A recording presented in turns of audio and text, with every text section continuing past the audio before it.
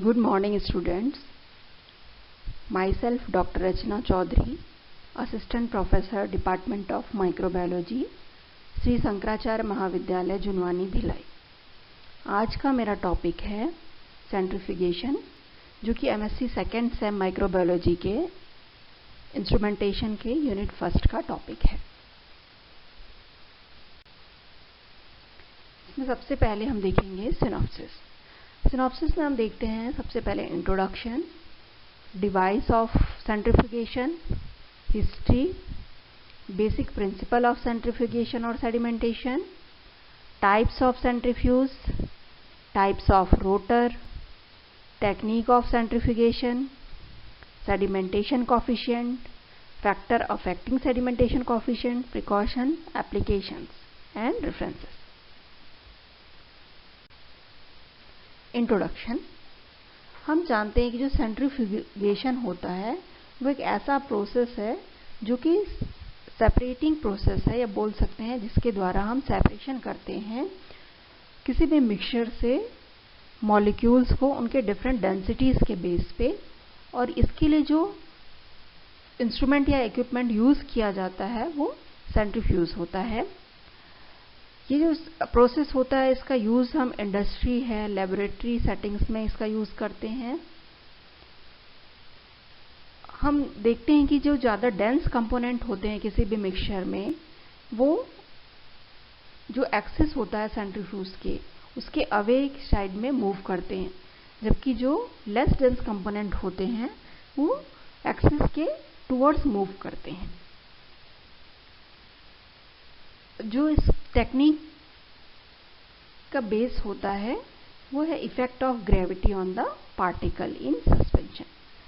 यदि two particles हैं जो डिफरेंट मास वाले, तो उनका जो किसी भी ट्यूब में डिफरेंट रेट में रिस्पॉन्स होता है उनका, या बोल सकते हैं यदि वो डिफरेंट मास वाले हैं तो उनका जो सेडिमेंटेशन भी होता है वो डिफरेंट जोन्स के फॉर्म में मिलता है। अब हम देखते हैं कि device which is used for centrifugation. तो हमने ऑलरेडी देखा कि जो सेंट्रीफ्यूज होता है वही एक ऐसा इक्विपमेंट है जो कि सेंट्रीफ्यूगेशन के लिए यूज किया जाता है। जनरली जो सेंट्रीफ्यूज होता है वो एक मोटर के द्वारा चलता है और ऑब्जेक्ट को फिक्स्ड एक्सिस के चारों तरफ रोटेट करता है।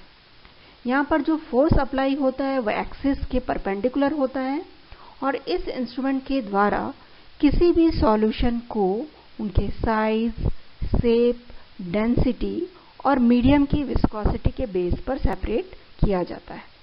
जो सेंट्रीफ्यूगल फोर्स अप्लाई होता है वो सेपरेशन वहां पर जो होता है वो डिफरेंट डेंसिटीज के बेस पे होता है, और ये जो सेंट्रीफ्यूगल फोर्स होता है वो प्रोपोर्शनल होता है rotation rate of the rotor के।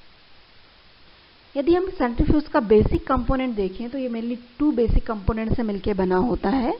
एक मेटल रोटर विथ होल्स होते हैं और दूसरा एक मोटर होता है जो कि इसके स्पिनिंग के लिए यूज किया जाता है, और जिसके द्वारा ही हम स्पीड को सेलेक्ट कर सकते हैं।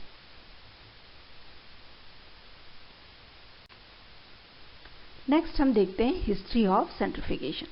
तो यदि हम इसकी हिस्ट्री के बारे में देखें तो सबसे पहले जो इंग्लिश मिलिट्री इंजीनियर थे बेंजामिन रॉबिन्स ने, उन्होंने ही एक व्हर्लिंग आर्म एपरेटस को इन्वेंट किया था।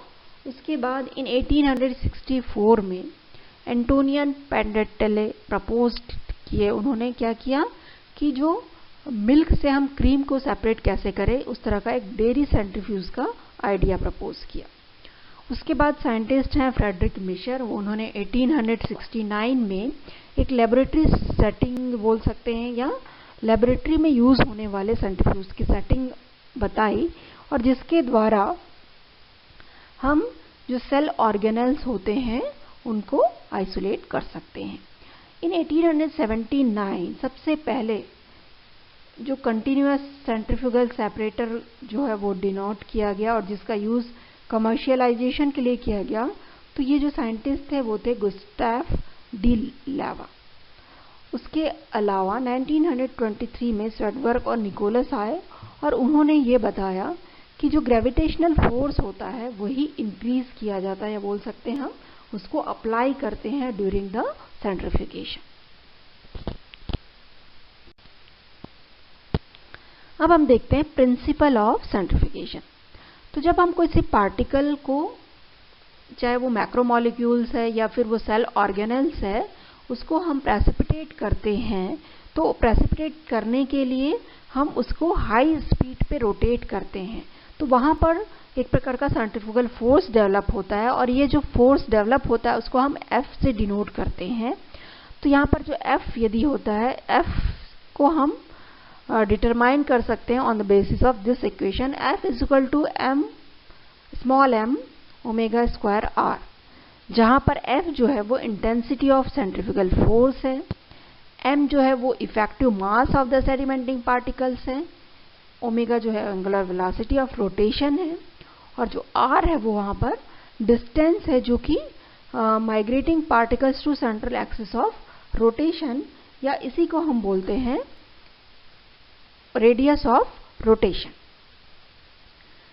ये जो एक कॉमन जो मेजरमेंट है वो F का हम ग्रेविटेशनल फोर्स की फॉर्म में भी कर सकते हैं, जहां पर उसे हम G के फॉर्म में रखते हैं, और जो कहलाता है रिलेटिव सेंट्रीफ्यूगल फोर्स।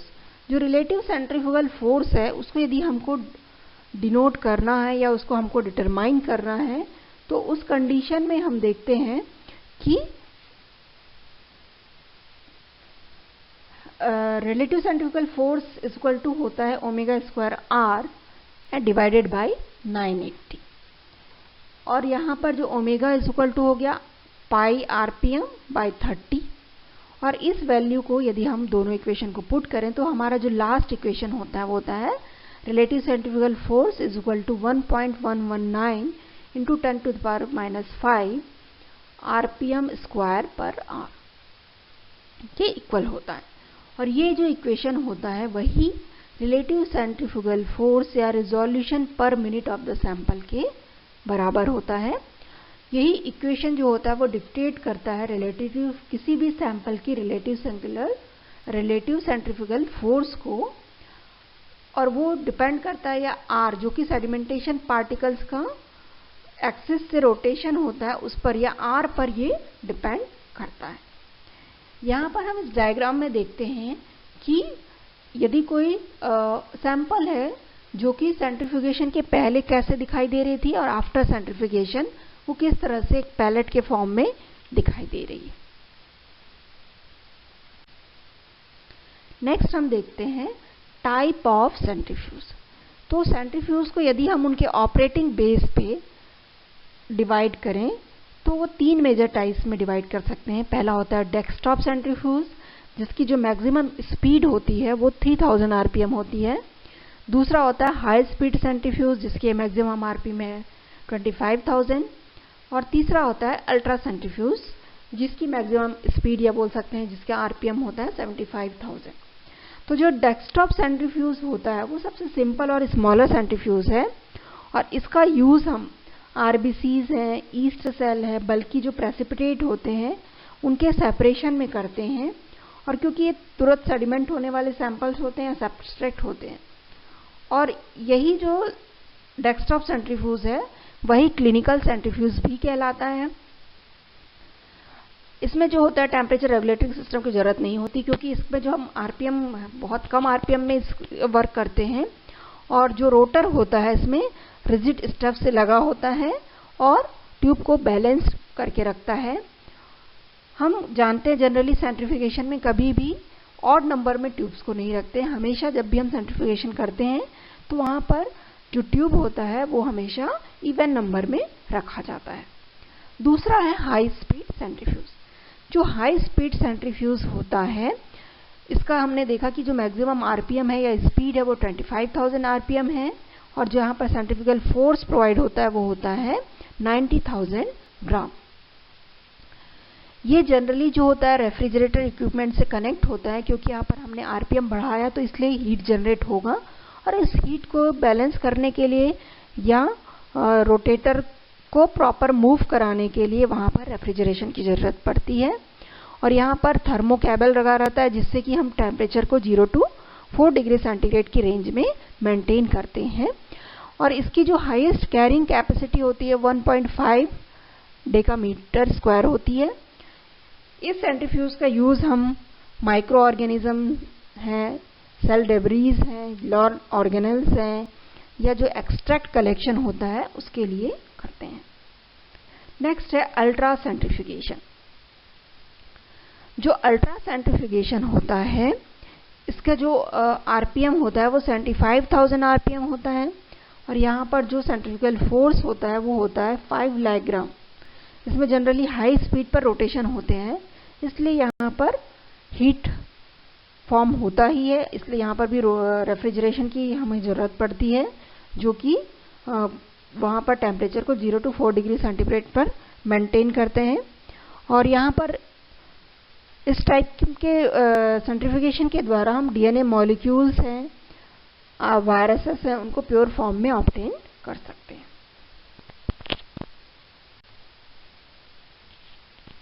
अब हम देखते हैं टाइप्स ऑफ रोटर। यदि हम सेंट्रीफ्यूज के बारे में हमने देखा तो इसमें जनरली दो ही रहते हैं, दो ही पार्ट से मिलकर ये बना होता है। एक तो होता है रोटर और दूसरा होता है उसको मूव करने वाला मोटर। तो मोटर तो जनरली एक डिवाइस है जिससे कि हम उसको केवल स्पिन करते हैं, लेकिन ये जो रोटर होते हैं वो अलग अलग टाइप के हो सकते हैं। जनरली 4 डिफरेंट टाइप्स के रोटर हमने देखे हैं: fix angle rotor, vertical tube rotor, swimming bucket rotors and zonal rotor. अब हम सबसे पहले लेते हैं फिक्स्ड एंगल रोटर। तो जो फिक्स्ड एंगल रोटर होता है ये मेटल का बना होता है और इसमें 6 to 12 होल्स रहते हैं इसकी बॉडी में, और जिसमें सेंट्रीफ्यूज ट्यूब को हम रखते हैं। ये जो होल्स होते हैं उनके एंगल के बिटवीन में 14 डिग्री टू 40 डिग्री का वर्टिकल एक्सिस होता है, और इसमें जो पार्टिकल्स होते हैं वो ट्रैवल करते हैं जनरली वॉल में और स्ट्राइक हो जाते हैं, और जिससे कि यहाँ पर सेपरेशन या सेडिमेंटेशन जो होता है वो फास्ट हो जाता है। ये डायग्राम है जहाँ पर ये फिक्स्ड, यहाँ पर जो रोटर होता है फिक्स्ड एंगल मतलब ये उस एंगल पर फिक्स होता है जो रोटर है।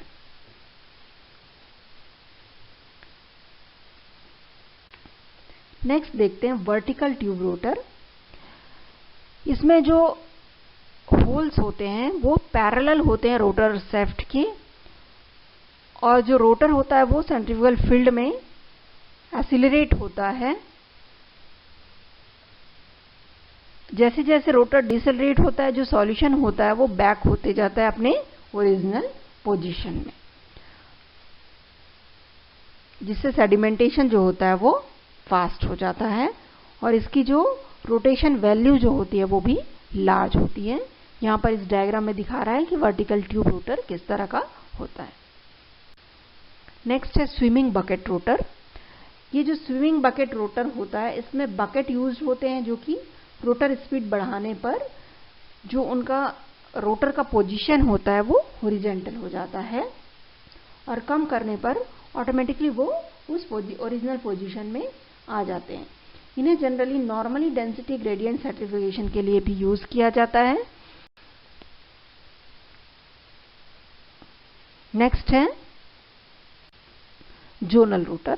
तो जो जोनल रोटर होता है वो मोर और लेस स्फीयर होता है और सब डिवाइडेड होता है 4 इक्वल क्वाड्रेंट्स में।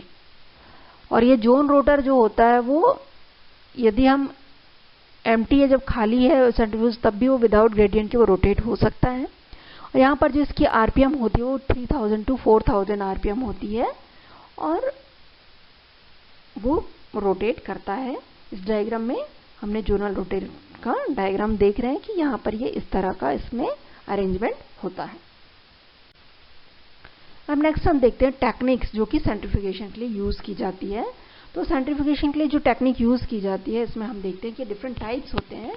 पहला है प्रिपरेटिव सेंट्रीफ्यूगेशन, जिसमें भी 2 अलग अलग टाइप होते हैं, differential and density gradient centrifugation. जो डिफरेंशियल सेंट्रीफ्यूगेशन होता है और दूसरा जो डेंसिटी ग्रेडियंट सेंट्रीफ्यूगेशन होता है उसको फिर से हम सब डिवाइड करते हैं, रेट जोनल सेंट्रीफ्यूगेशन और आइसोपिकनिक सेंट्रीफ्यूगेशन। नेक्स्ट होता है एनालिटिकल अल्ट्रा सेंट्रीफ्यूगेशन और लास्ट है अल्ट्रा सेंट्रीफ्यूगेशन। इसमें हम सबसे पहले देखते हैं प्रिपरेटिव सेंट्रीफ्यूगेशन।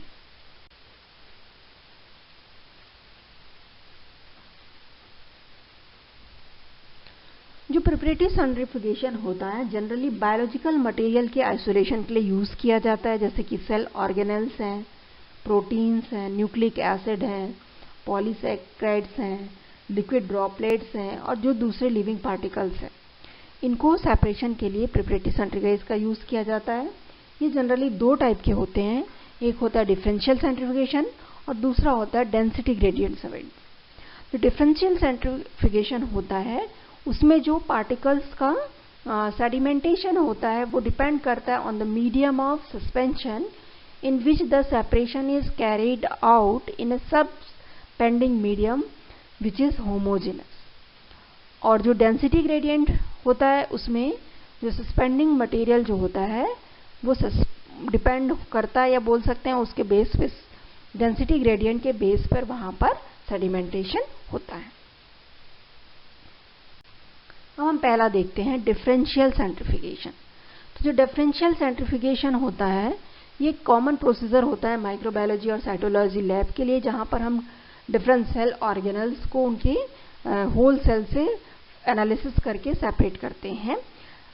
जैसे कि इस डायग्राम में हम देख रहे हैं कि सबसे पहले हमने सेल लिया है जिसको होमोजिनेट किया है, और जब हम उसको लो स्पीड पे रखते हैं तो ये पैलेट में सभी सेल हैं, उसके अलावा उनके न्यूक्लियाई और उसका साइटोस्केलेटन भी है। और सुपरनेटेंट करते हैं जब उनको फिर से, तो करने के बाद फिर से जब उनको हम मीडियम स्पीड में सेंट्रीफ्यूज करते हैं तो अब उसके बाद उसमें बचता है पैलेट, जिसमें कि माइटोकॉन्ड्रिया होते हैं, लाइसोसोम्स होते हैं और पेरोक्सिसोम होते हैं। अब यदि फिर से हम सुपरनेटेंट को लेते हैं और उसके बाद हाई स्पीड में उसको हम सेंट्रीफ्यूज करते हैं, तब वहां पर केवल जो पैलेट जो बचता है उसमें माइक्रोसोम और स्मॉल वेसिकल्स होते हैं। और जब लास्ट में सुपरनेटेंट को हम फिर से हाई स्पीड पे सेंट्रीफ्यूज करते हैं तो हमें जो पैलेट मिलता है उसमें राइबोसोम्स हो सकते हैं, वायरस हो सकते हैं या लार्ज मैक्रोमोलिक्यूल्स होते हैं। तो इस तरह से किसी भी सेल से हम उसके सेल ऑर्गेनेल्स को डिफरेंट स्टेप्स में सेंट्रीफ्यूज करके इससे सेपरेट कर सकते हैं। तो यही कहलाता है डिफरेंशियल सेंट्रीफ्यूगेशन, जहां पर जो मॉलिक्यूल्स हैं बोल सकते हैं वो डिफरेंशियल बेसिस पे सेटल होते हैं और सेंट्रीफ्यूज के द्वारा सेपरेट किए जाते हैं। नेक्स्ट है density gradient centrifugation. This technique is also known as equilibrium sedimentation और it employs in medium which has gradient separation under centrifugal force is depend upon ion density of the particles। यहाँ पर जो separation होता है वो उनकी particles की density पर डिपेंड करता है। जो डेंसिटी ग्रेडियंट सेंट्रीफ्यूगेशन होता है वो दो टाइप का होता है, रेट जोनल सेंट्रीफ्यूगेशन और आइसोपिकनिक सेंट्रीफ्यूगेशन। अब हम देखते हैं रेट जोनल सेंट्रीफ्यूगेशन। जो रेट जोनल सेंट्रीफ्यूगेशन होता है वहां पर जो सॉल्यूशन होता है उसकी डेंसिटी जो होता है ग्रेडियंट के बेस पर सेपरेशन हो रहा है greater than all the layers in the solution. यहाँ पर जैसे कि हम डायग्राम में देख रहे हैं कि जो मॉलिक्यूल्स हैं उनके वो साइज के बेस पर डिफरेंट जोन्स या बोल सकते हैं डिफरेंट डेंसिटीज के बेस पे वहां पर उनका सेपरेशन हुआ है।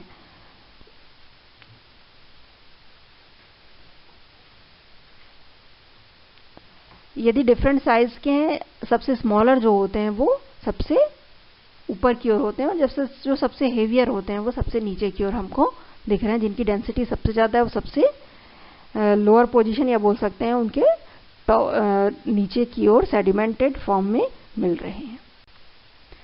आइसोपिकनिक सेंट्रीफ्यूगेशन, ये this is also known as equilibrium separation.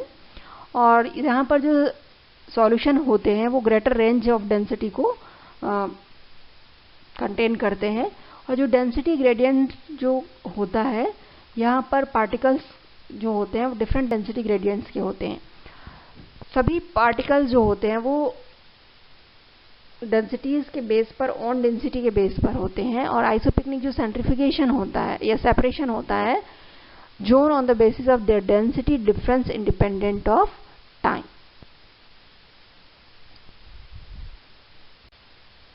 अब हम देखते हैं कि जो रेट जोनल सेंट्रीफ्यूगेशन और आइसोपिकनिक सेंट्रीफ्यूगेशन जो कि types of differential density gradient centrifugation है, दोनों में क्या डिफरेंस है?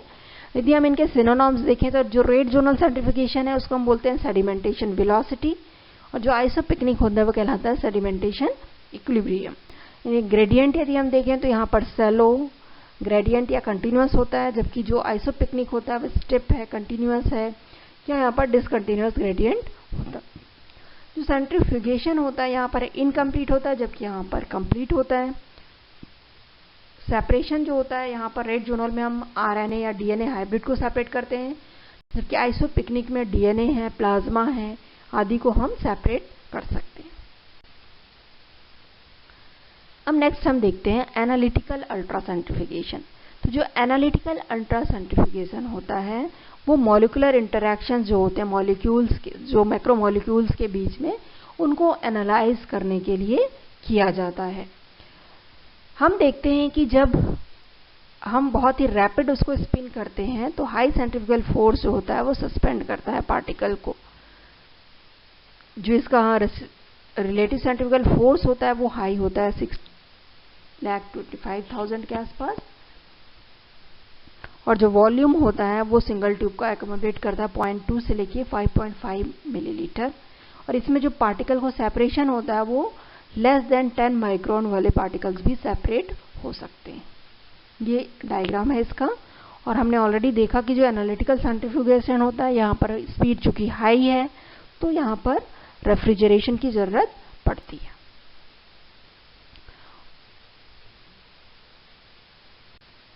नेक्स्ट है अल्ट्रासेंट्रीफ्यूगेशन। तो जो अल्ट्रासेंट्रीफ्यूगेशन टर्म है सबसे पहले स्वेडबर्ग ने दिया था, और उन्होंने यही जो होता है सबसे सोफिस्टिकेटेड इंस्ट्रूमेंट होता है जिसकी जो स्पीड है वो 75,000 आरपीएम होती है, और ये ऑलरेडी हमने देखा था कि इसका जो सेंट्रीफ्यूगल फोर्स होता है वो 5 ग्राम के बराबर होता है। जो अल्ट्रा सेंट्रीफ्यूज होता है वो सेंट्रीफ्यूज का ऑप्टिमाइज स्पिनिंग या वेरी हाई स्पीड में यहाँ पर हम इसको ऑपरेट करते हैं। इसलिए यहाँ पर हाई स्पीड में हमने ऑलरेडी देखा कि हीट तो जनरेट होगी ही, तो इसलिए यहाँ पर हम रेफ्रिजरेटेड या और जो कि हाई वैक्यूम भी यूज किया जाता है। यह अल्ट्रा सेंट्रीफ्यूगेशन का डायग्राम।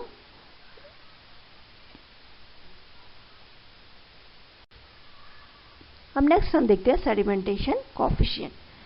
तो जो velocity of a particles per unit centrifugal field is referred to as its sedimentation coefficient, जिसे कि हम स्वेडबर्ग यूनिट भी कहते हैं।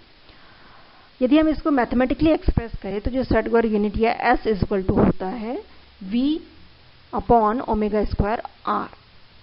वेयर V जो होता है वेलोसिटी ऑफ सेडिमेंटिंग पार्टिकल है, ओमेगा जो है एंगुलर वेलोसिटी ऑफ रोटेशन है, और जो R है वो distance of migrating particle from the central axis of the rotation, या जिसी को हमने बोला था रेडियस ऑफ द रोटेशन। ये जो टर्म है सबसे पहले स्टैंडर्ड कंडीशन जैसे कि 20 डिग्री सेंटीग्रेड है, और जो वाटर जब हम एज ए मीडिया यूज कर रहे हैं तब इसका यूज किया जाता है। द वैल्यू जो है physically characteristics use to classify biological macromolecules and cell organelles, इसलिए 1s या 1 Svedberg unit is equal to होता है 1 × 10⁻³ सेकेंड, और जिसकी रेंज होती है 1 × 10⁻13 टू 10,000 × 10⁻13 सेकेंड के बराबर होती है। अब हम देखते हैं ऐसे कौन से फैक्टर हैं जो इनको इफेक्ट करते हैं। तो यदि बहुत डेंस बायोलॉजिकल स्ट्रक्चर है तो वो फास्टर सेडिमेंट होते हैं due to centrifugal force. Massive biological particles हैं तो वो भी सेंट्रीफ्यूगल फील्ड में फास्ट मूव करते हैं।